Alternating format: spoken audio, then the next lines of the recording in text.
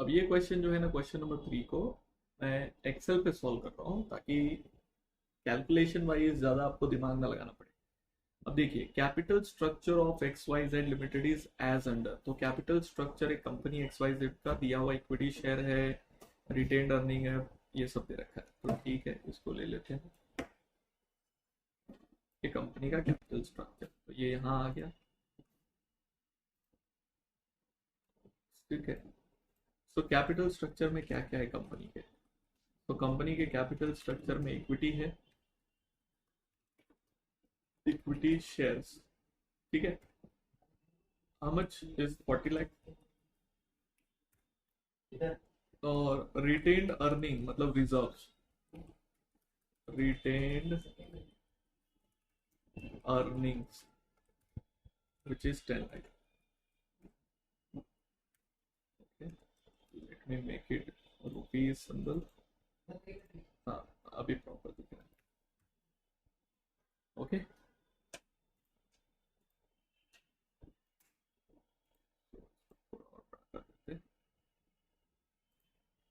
तो दिखाई they clearly.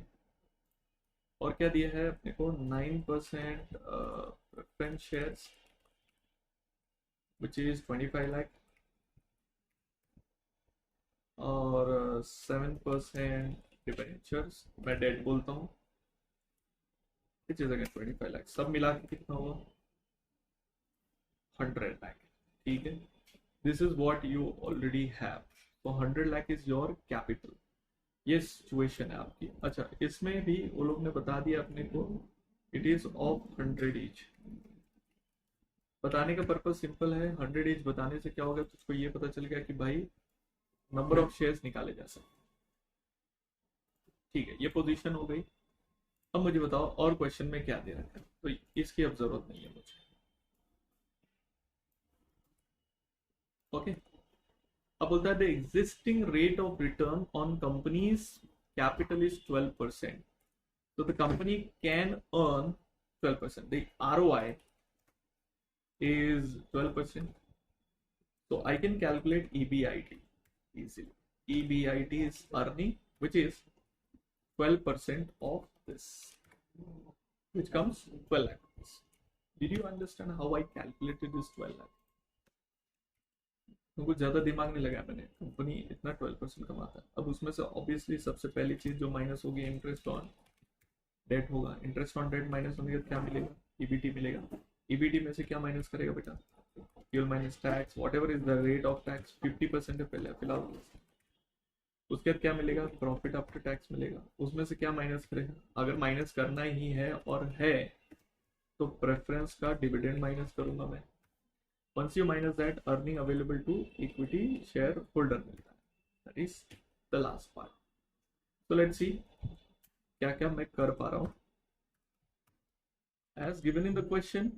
So अगर यहाँ पे मैं आपको दिखाऊं तो देख, डेट पे इस पे तुझे भरना है 9%, सो 2,25,000 देना पड़ेगा। और सॉरी, ये इसका है,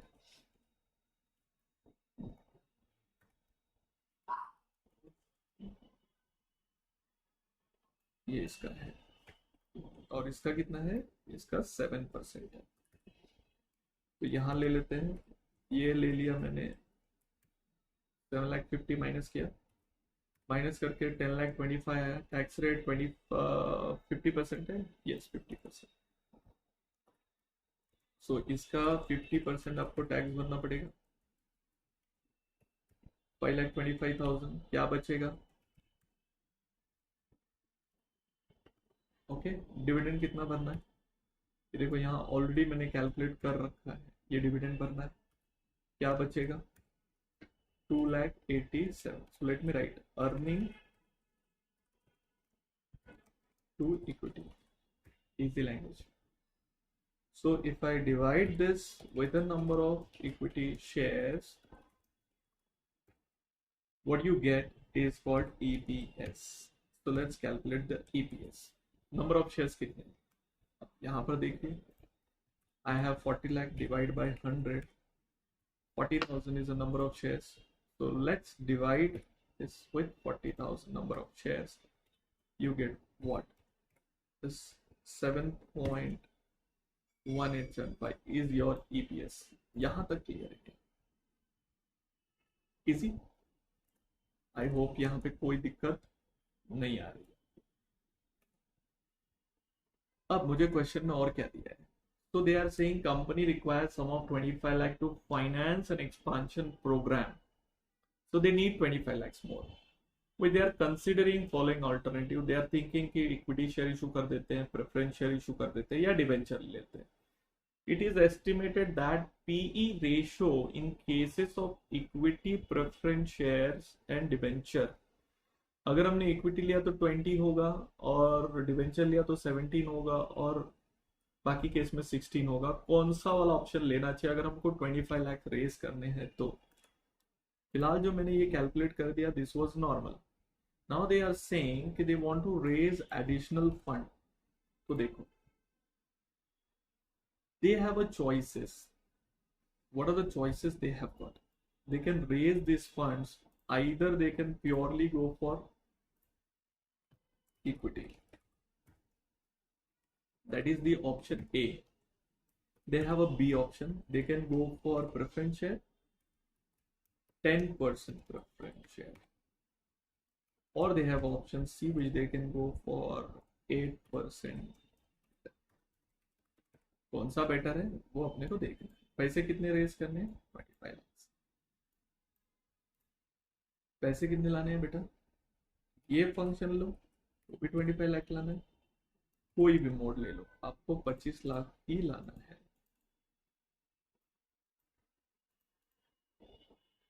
ठीक है, तीनों में से कोई एक होगा, तीनों भी नहीं होने वाला, वो लॉजिकल है। मुझे बताओ EBIT कितना आएगा? देखो, ROI अगर 12% है तो EBIT 12% ही होगा। अर्निंग 3 लाख हो जाएगी तीनों भी केसेस में, करेक्ट है? मुझे बताओ इंटरेस्ट ऑन डेट पहले केस में नहीं होगा क्योंकि इक्विटी ले रहे हो, दूसरे में भी नहीं होगा, तीसरे में होगा। हाँ मच इट विल बी, ये होगा 8%, करेक्ट है? 24,000। चलो ये लिख दिया अपन। I hope the point is clear. so let's minus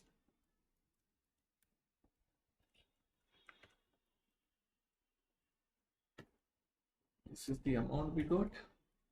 Okay, tax भरना अपने को 50%, so let's pay the taxes। इसका 50% टैक्स भरना, तो अमाउंट में माइनस लिख देते हैं।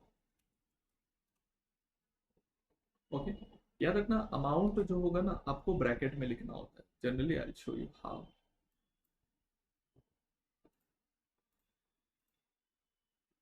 बस ब्रैकेट वाला हिसाब भी होना चाहिए।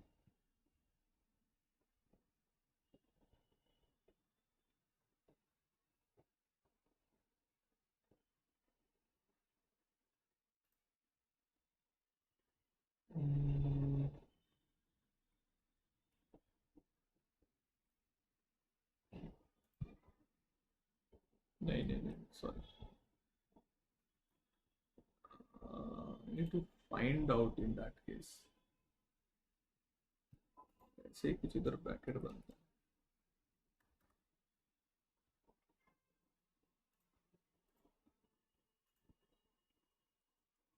जैसे रेड हो रहा है ना वैसे ऐसे ब्रैकेट बनता है।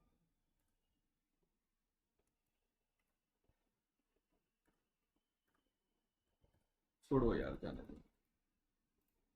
ठीक है, 1,50,000 हो गया। पैट कितना आएगा?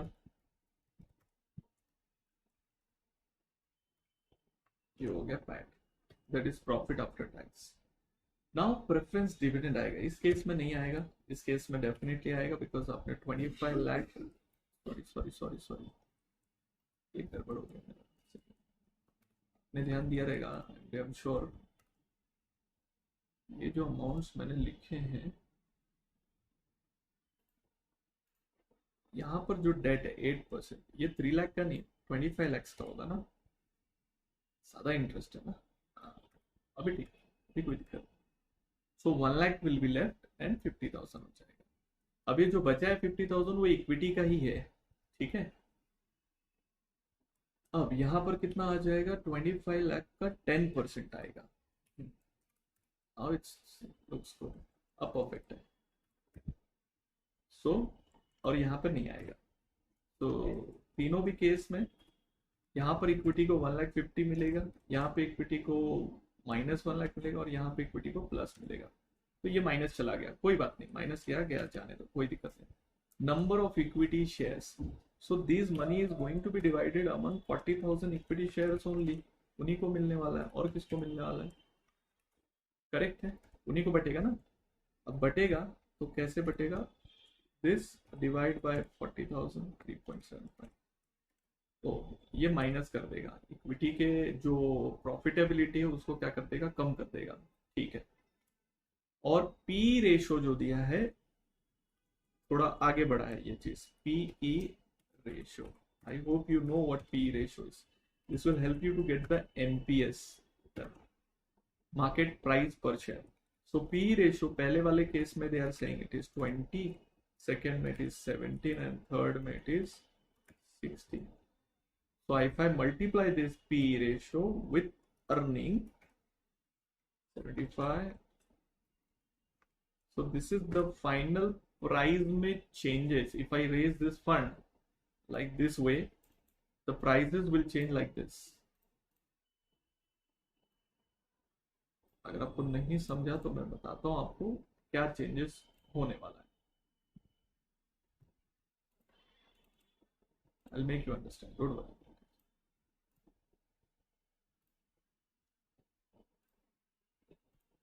नाउ ये जो प्राइजेस में चेंजेस होंगे ना, ये चेंजेस होने वाले, तो इसमें सबसे अच्छा चेंज है वो है पहला वाला option, that is A, which is good option because prices will jump to 75।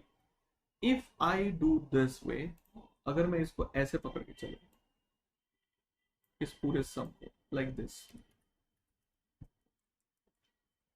आपको समझाने के लिए,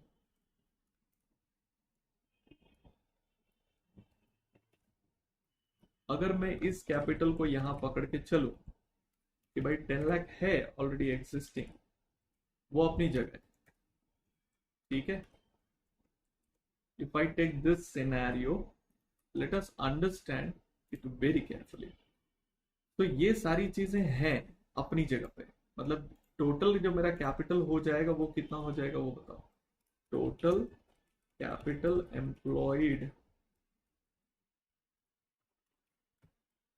बस इसलिए मैं एक्सेल में कर रहा हूं ताकि मैं फटाफट आपको चेंजेस बता सकूं।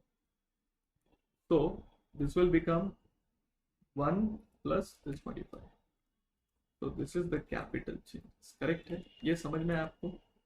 तो द कैपिटल एम्प्लॉयड पुराना और नया मिला के will become this much. Okay, and ROI will remain 20% only, but मैं इसका ले लेता हूं 1 करोड़ का,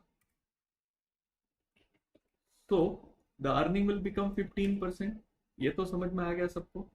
अच्छा, सिर्फ 2 लाख नहीं देना है आपको, इसके ऊपर भी देना है, प्लस ये वाला भी देना पड़ेगा डेट का। दोनों मिला के बात कर रहे हैं, 3,75,000 हो गया। आगे आ जाओ। अब ये 7,50,000 ये परफेक्ट है, इसमें कोई चेंजेस नहीं। अब ये जो प्रेफरेंस डिविडेंड दे रहे हो, सिर्फ इसके ऊपर डिविडेंड देना है ये नहीं है ना, ये अकेला नहीं है ना, ये भी डिविडेंड देना पड़ेगा आपको 225 का। तो 475 will be only dividend, total preference dividend.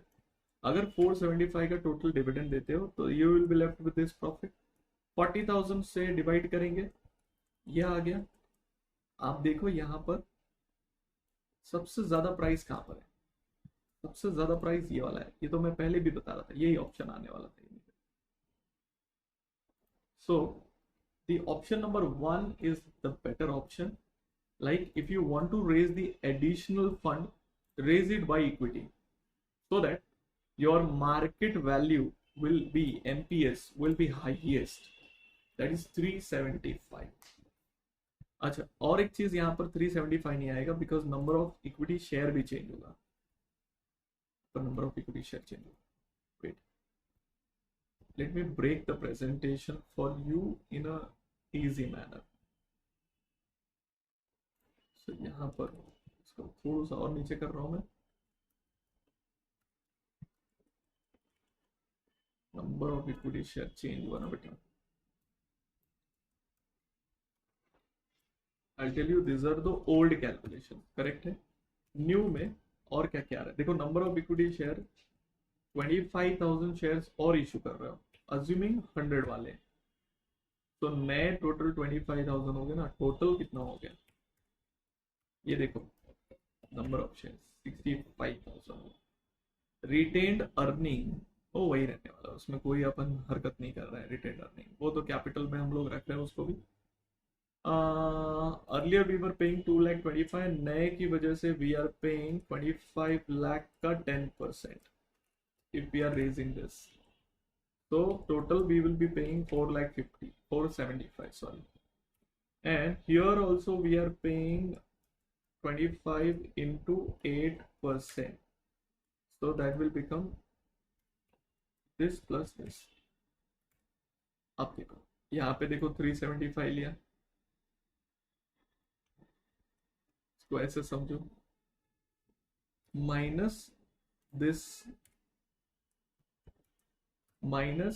This total and divide करते वक्त सिर्फ पहले वाले केस में अपने को लेना है 65,000 पहले वाले केस में. बाकी सब केस में 40,000 नंबर ऑफ शेयर्स ही रहेगा. थोड़ा सा चेंज हुआ. अगर राउंड सम निकालना चलेगा, नहीं तो राउंड ऑफ कर दो तो भी चलेगा. ये होगा answer finally.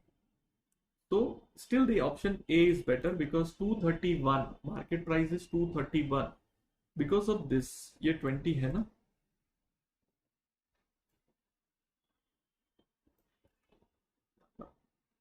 Otherwise option C ही बेटर होना चाहिए बिकॉज ऑफ डेट बेनिफिट. लेकिन यहाँ पर प्राइस अर्निंग रेशियो जो उन्होंने दिया उसके हिसाब से the option A is better because you make 231. सो इसको आप ऐसे सॉल्व करो. ठीक है. प्रेजेंटेशन में इसको 2 बार सॉल्व करने की जरूरत नहीं है. ये पार्ट करने की जरूरत नहीं है. You don't need to solve this part. अगर मैं इसको निकाल भी दूं तो रिपरकेशन नहीं है कुछ भी. आप चेक कर लो. सॉरी ये निकाल दो तो भी कोई दिक्कत नहीं है. आप इसको ऐसे भी सॉल्व कर सकते हो. So I will have to take everything here. ये सबका सब पूरा इधर उठा के ले लेता हूँ. ये देखें ऐसे. It is just a way of presentation.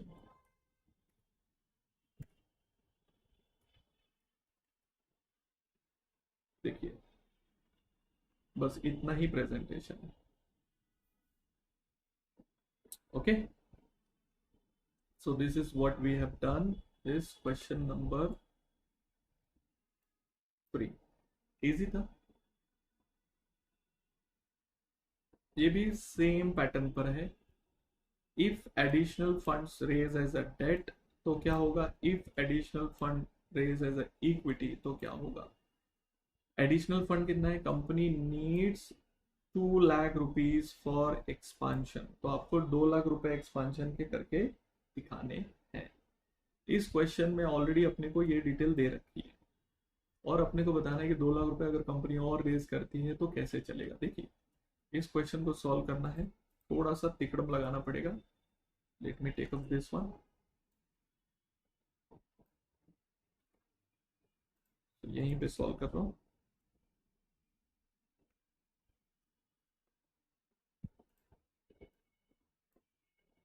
ये अपने को दे रखा है. मुझे बताओ कंपनी में इक्विटी कितना, कंपनी में डेट कितना. पहले ये बताओ सर. इक्विटी में अगर हम देखें तो नंबर ऑफ दिया है फेस वैल्यू 10 और टोटल नंबर ऑफ शेयर्स दिया है 40,000. चेक करो. ये देखो यहाँ पे दिखाई दिया. उस हिसाब से the equity will be 40,000 into 10. और डेट की मैं बात करूं, हम लोगों ने 12% इंटरेस्ट पे किया है. 60,000 अपना इंटरेस्ट आया. तो 60,000 divide by 12% will be the debt. देखो 60 अगर डेट जो भी डेट है उसको अगर मल्टीप्लाई करते हैं हम लोग 12% से, दैट आंसर कम्स टू 60,000। ये लॉजिक तो क्लियर है। बस इसी को कैलकुलेट करके आप करोगे तो आपको समझ में आएगा कि 60,000 को अगर हम डिवाइड कर दें 12% से तो हाँ, वही मैं सोच में पड़ गया, इतना बड़ा अमाउंट कैसे हो गया। अब ठीक है,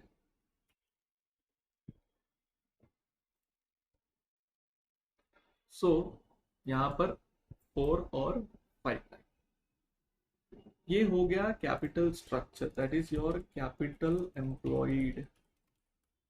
उसके बिना तो सम शुरू हो गई नहीं ना। तो बिजनेस में कितना कैपिटल है, सो this is the capital 9 lakh. Okay, आगे देखते हैं आगे क्या क्या चीजें दे रखी हैं अपने को। The company has undistributed reserve 6 lakh. तो कंपनी का रिजर्व भी पड़ा हुआ है, सो यहाँ पर मुझे कहीं ना कहीं तो रिजर्व एडजस्ट करना पड़ेगा, वो भी पार्ट ऑफ कैपिटल होता है बेटा, विच इज 6 लाख। हाँ, टोटल कैपिटल 15 लाख हो गया। The company needs 2 lakh for expansion. This amount will earn at the same rate as funds already employed. पहले जितना कमा रहे थे उतना अभी भी कमाएंगे हम लोग. Okay. You are informed that a debt equity ratio more than 35% will push the P ratio down to 8 and raise the interest rate on additional amount to 14%. You are required to ascertain the probable price per share if the additional funds are raised by debt and if the additional funds are raised by equity. ठीक है. Okay, so the profit after tax is 1 lakh और यहाँ पे बता रहा है कि हमारे पास अनडिस्ट्रीब्यूटेड रिजर्व ऑलरेडी कितने हैं, 6 लाख पहले से ही पड़े हुए हैं। अब कंपनी को 2 लाख और चाहिए। अब एक चीज समझो, ये लाइन का क्या मतलब है। The company will earn at the same rates already employed. पहले जितना कमा रहे थे अभी भी उतना ही कमाएंगे। मुझे बताओ, हमारा पहले कैपिटल एम्प्लॉयड कितना, 15 लाख था, और हम कितना कमा रहे थे, व्हाट वाज द ईबीआईटी।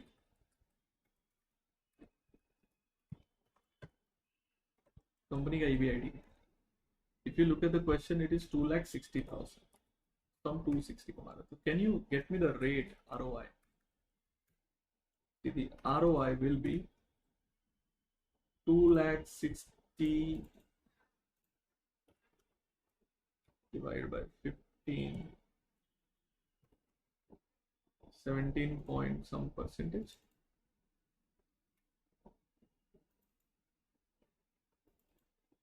33%। अब बहुत सारे लोग ये सोच सकते हैं कि सर इसको लेना है कि नहीं लेना है 6 लाख। देखो उसमें क्वेश्चन में लिखा है रिजर्व है, इसलिए ले रहा हूं। Now let's 17.33 ये आरओआई मैंने क्यों निकाला, उसका बहुत सिंपल सा रीजन है। मैंने इसलिए निकाला बिकॉज ये लोग ने बोला है कि the extra amount will be earn the same as funds already employed. अब मुझे बताओ, मेरे पास जो ऑप्शंस हैं, I have 2 options. Option number 1, I can raise equity, fund उतना ही है जितना मुझे रेज करना है, और I can go for option number 2 which is raise debt. ठीक है, तो मेरा ओल्ड कैपिटल जो है विच इज दिस, ये सब है ना भाई, तो मैं ओल्ड कैपिटल नहीं लिखता हूँ, ऐसे लिखता हूँ मेरे पास जो ओल्ड इक्विटी है, sorry old equity. I'll tell you why I'm doing this. So when I say old equity, so equity means 4 lakh, old reserve 6 lakh and old debt से पुराना है। तो ये तीनों भी दोनों भी केसेस में रहने ही वाला है। अभी जैसे सॉल्व किया बस उसी एंगल से सॉल्व करने वाला हूँ इसको, तो ध्यान दीजिए आप लोग। ओल्ड इक्विटी, ओल्ड डेट सब कुछ वैसे ही लिख दिया, ठीक है। अब जो नया मुझे रेज करना है, मुझे 2 लाख रुपए और चाहिए, तो मैं 2 लाख रुपए या तो मैं इक्विटी के तौर पे रेज कर लूँ या तो मैं डेट के तौर पे रेस कर लूँ, मेरे पास दोनों ऑप्शन है, पर दोनों में से कोई भी एक ऑप्शन लेना है मुझे, करेक्ट है। अब अगर मैं ये वाला ऑप्शन लेता हूँ तो भी मेरा कैपिटल कितना होगा, 17 लाख। ये ऑप्शन लूंगा तो भी 17 लाख होगा। ये फंडा बहुत क्लियर रखिए, that is my new capital employed, employed will be, ठीक है, new capital employed will be this much. Tell me what will be my EBIT। So basically EBIT will give you the same rate of earning, you remember the wordings, same rate of earning as the funds already employed there। तो ये थोड़ा सा odd amount आएगा, but that's okay, account sum कर लो। ये हो गया, सॉरी, तो यही अमाउंट आएगा। हाँ, ओके, चलो, ये हो गया 2,94,000 something. So let's minus interest on debt. अब यहाँ पर थोड़ा सा इंटरेस्टिंग फैक्ट ये बेटा कि इंटरेस्ट ऑन डेट में तेरे पास दो डेट हो जाएंगे in the second option. First वाले में you have 5 lakh, 5 lakh at the rate, तो मैं कर दूं 5 लाख इंटू क्या रेट था भाई, is it 12%? Okay, 12%। And second जो 2 लाख रुपए रेज कर रहा हूं मैं, उसका रेट है 14%। कहाँ मिला सर आपको, क्वेश्चन में दिया है ना, मन से थोड़ी ले रहा। तो ये जो 5 लाख है, इसका जो 12% आना वो तो आना ही है, वो दोनों की केस में आएगा। लेकिन ये जो 2 लाख पे 14% है, वो सिर्फ सेकेंड वाले में आएगा, करेक्ट है ना। तो दोनों में माइनस माइनस साइन डाल देते फटाक से, माइनस साइन देखने में क्या थोड़ा इजी रहता है, समझ में आ रहा है। तो interest on debt, so let's minus interest on debt, ये ले माइनस किया, ये हो गया इंटरेस्ट ऑन डेट, माइनस होने के बाद आ गया EBT। This is called earning before tax. So let's minus tax, I don't know what is the tax rate, हमेशा 50% होता तो 50 लिख देता हूँ। क्वेश्चन क्या बोलता है, इधर बोल रहा है क्वेश्चन 50%। सो चलो लकी थे हम लोग, 50% ही निकले। तो माइनस में, ओके, राउंड सम कर दिया, 50% टैक्स रेट माइनस होने के बाद we are left with this amount which is called, sorry, this amount is called profit after tax. Okay, अब इसमें से प्रेफरेंस डिविडेंड माइनस होगा, जो अपने केस में है नहीं, but if you want I can write, no problem with that. Preference dividend, it's not there in both the cases, right? So you get earning to equity,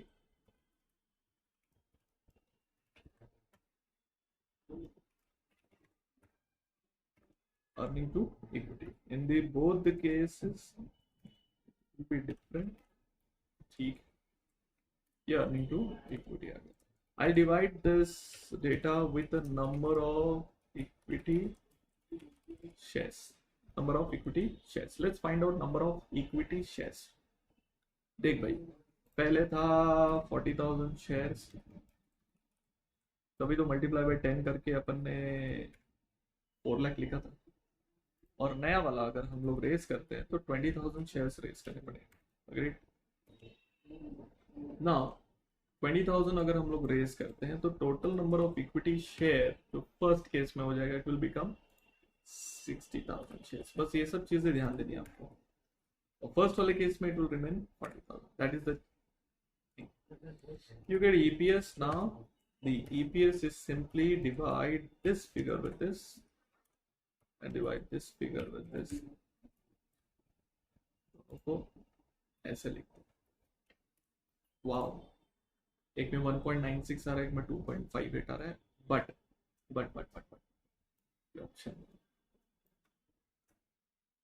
we have to write PE ratio। Problem हो तो PE ratio direct नहीं दिया है question में, उन्होंने कुछ तो घुमा फिरा के बातें बोली। अगर date equity ratio more than 35% होएगा तो PE 8 हो जाएगा, अदर PE 8 हो जाएगा। अब अपने को देखना पड़ेगा डेट इक्विटी रेशियो क्या है। So let's see option number 1 में डेट कितना और इक्विटी कितना, डेट कितना और इक्विटी कितना, equity, I hope debt equity है ना, no no sorry, debt plus equity, okay, debt plus equity, ये रेशियो चेक करना। तो मुझे बताओ in the option number 1 debt कितना, option number 1 debt is 5 lakh and debt equity कितना, डेट इक्विटी सब मिला के तो option number 1 17 lakh, okay. So just not to get confuse, तो मैं यहाँ पे एक बता देता हूँ, न्यू डेट है ये, which is at the rate 14%. This is new equity, so you should not get confused with this figure. Amount वही आने वाला है, this will remain 17 lakh इधर भी उधर भी, है ना, ये just to give you the clarity on that. So debt इधर पे ये है, और अगर यहाँ पर डेट की मैं बात करूँ तो यहाँ पर debt is this plus the new old debt 7 lakh and the debt or equity that will remain 17 lakh only, नहीं क्या, क्योंकि देखो डेट और इक्विटी अल्टीमेटली वो डेट का टोटल तो 17 लाख ही होने वाला है। अब चलो चेक करते हैं the ratio is this divide by this and here, ओ अगर मैं बात सुनूं, परसेंटेज बोला, let's percentage, debt equity ratio अगर मोर देन 35% होएगा तो ये 8 हो जाएगा, P ratio, you understand, P ratio will become 8, otherwise कितना, अदरवाइज जो पहले था वही रहेगा, that is 10, will come down to 8, will come down to 8, जरूरी नहीं वो 8 रहे, तो ये 10 रहेगा, तो इसमें ये 10 होना चाहिए और इसमें होना चाहिए 8। I can get the NPS now. NPS is simply this into 19. Okay. बस इसमें एक कैच ये है ना जो आपको संभालना है, which is this. If you look at this question carefully, वो लोग ने अपने वो क्या बोला है कि the market price, the ruling market price is how much, which is 25। तो इस क्वेश्चन में जितने ट्विस्ट है ना उसको दिमाग लगाना चलूंगा। Know what does it mean, ruling market price का मतलब क्या होता है, इसका मतलब होता है अभी का जो मार्केट प्राइस है वो 25 है। तो आप मुझे सोच के बताओ, अगर आप 2 लाख रुपीज इक्विटी से रेस करोगे तो क्या आपको 10 रुपए में इशू करोगे या 25 में इशू करोगे, दैट इज क्वेश्चन। लॉजिकल सी बातें हैं, हम लोग उसको यहाँ पे जो 20,000 लिया है, तो एक चीज समझो, हम ये 2 लाख अगर 25 रुपीज में इशू करेंगे, so we will be issuing only 8,000 shares. यहाँ पे कैसे हमने 40,000 शेयर्स लिखा, वो क्यों लिखा, बिकॉज ये पुराना शेयर्स, तो ये मान के चलता हूँ कि ये 10 रुपए में इशू हुआ रहेगा। लेकिन अब जो नए शेयर आप इशू करना चाहते हो वो कितने में इशू होंगे, वो 10 रुपीज में थोड़ी इशू होंगे, वो तो 25 रुपीज में इशू होंगे। देखो यहाँ पे मैंने मल्टीप्लायर देखो कैसे लिखा है, आई मीन टू से 8,000 शेयर्स आप इशू करोगे एट द रेट और 25 रुपीज, समझ में आ रहा है, because of which this will change, there will be change on this area, that means this will be 48,000, कितना होएगा 48,000 मल्टीप्लाई, बाकी सब कुछ same, but that's one of the way of doing it.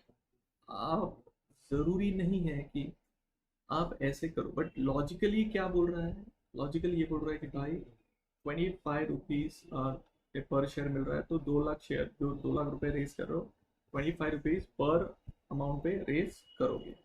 तो did you understand the logical conclusion, that's it, this is the final answer. तो यहाँ पर देख लीजिए, इसमें ज्यादा कुछ नहीं किया, सेम पैटर्न, सब कुछ सेम, इसमें ज्यादा ट्विस्ट थे, कुछ अजम्पशंस लिए मैंने और अजम्पशंस के दम पे सॉल्व किया। हाउएवर एक्सप्लेन करने के बाद चीजें शायद आसान हो गई रहेंगी आपके लिए। एक बार सम को वापस से सॉल्व करिए, आपको समझ में आएगा which option is better for you.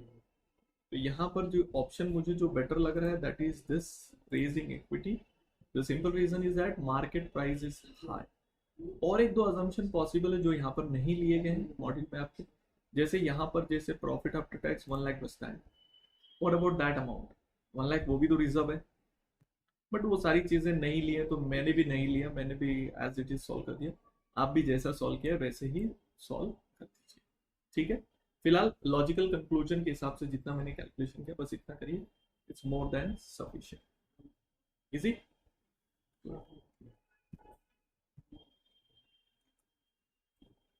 Now you are left with only one question which is question number 6, जो आपको खुद को करना है, ये मैं नहीं सॉल्व करूंगा, ये बहुत ही इजी क्वेश्चन है, इसको सॉल्व करने का कोई मीनिंग नहीं बनता बेटा। क्यों, आई टेल यू।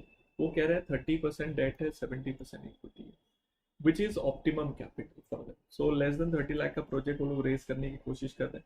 अब देखो cost of raising the fund, अब यहाँ पर देखिए ये केडी दे रखा है और ये कहीं ना कहीं तो आपको क्या दे रखा है, केडी। 50% टैक्स रेट है, मतलब केडी ये हो जाएगा 4.5%, ये हो जाएगा 5%, ये हो जाएगा 5.5%, 6% by post tax, no. So these are my KDs, KE में कोई चेंजेस नहीं। Compute the cost of two project whose funds requirements are 8 lakh and 20 lakh. अभी 8 लाख आप रेज करोगे तो कहां पर आप फॉल होगे, देखो ये 1 2 3 4 एग्जाम्पल्स है, 8 लाख यहाँ पर आ रहा है, तो आपको क्या लेना है, ये लेना है और 14% लेना है, और आपको निकालना है केओ। तो आप मुझे सोच के बताओ केओ कितना आएगा। 5% डेट के हिसाब से 30% ले रहे हो, प्लस 14% और ये 70% वेट है।